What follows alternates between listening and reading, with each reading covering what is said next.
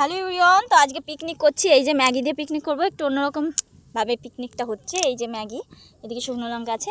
তো তোমরা রেসিপিটা ফলো করো পিকনিকে, তো জানি হয়তো ভালো হবে না। আর এইদিকে দেখো সব রিলস বানাতে ব্যস্ত। আর এই যে আমার বান্ধবী ললিতা, সে আমার সঙ্গে হেল্প করে দিচ্ছে।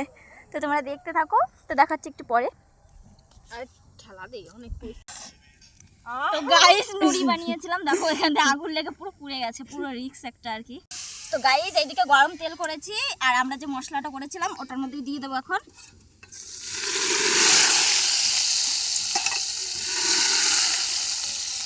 একটু চামচ দিয়ে নাড়াবে না,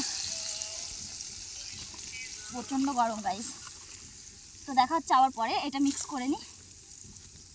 তো গাইস এখানে আছে পেঁয়াজের পাতা, রসুন আর শুকনো লঙ্কা, ওটা চিলি ফ্লেক্স তো নেই আমাদের কাছে, তো ওইটা দিয়ে বানিয়ে নিয়েছি। আর এইদিকে ম্যাগি মশলা দেওয়া হচ্ছে, তেল গরম করে এর ভিতরে ঢেলে দেওয়া হয়েছে।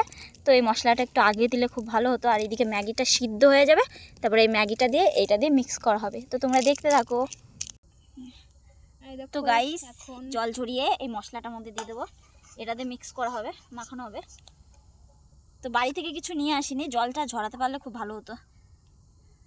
তো দেখা হচ্ছে একটু পরে, এটা মিক্স করে নিই। তো গাইস এই যে ম্যাগিটা করে রেখেছিলাম, এখন এই ম্যাগিটাকে এই যে মিক্স করছি। এটা এইরকমই হবে, শুধু এখন খাওয়ার পালা। প্লেটে নেব, ঘপ ঘপ খাবো। তো কে কে খাবে চলে আসো। একটা ফটো দিলি দাঁড়া পরে ছোটো করতেছি। তো গাইস এই দেখো ম্যাগি হয়ে গেছে আমাদের। তো ম্যাগিটা কেমন হয়েছে সবাই কমেন্ট করবো, কিন্তু ম্যাগিটা একটু আগে নামালে ভালো হতো, যেহেতু কাঠের ওই উনানে রান্না করেছি, ধোয়া হচ্ছিলো প্রচণ্ড, তো তার জন্য আর হয়নি। তো দেখা হচ্ছে নেক্সট ভিডিওতে, টাটা। মাঠে তো ম্যাগি রান্না ডান, আর এই যে খাচ্ছি সর্ষে ফুল, এই যে।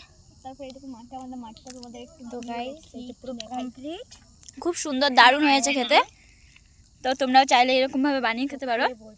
আর যদি তোমাদের এই ভিডিওটার ফুল লিঙ্ক চাই তো আমাকে বলো, তো ম্যাগিটা কীভাবে রান্না করতে হয় আমি পরের দিন নেক্সট ভিডিওতে শিখিয়ে দেবো। টাটা।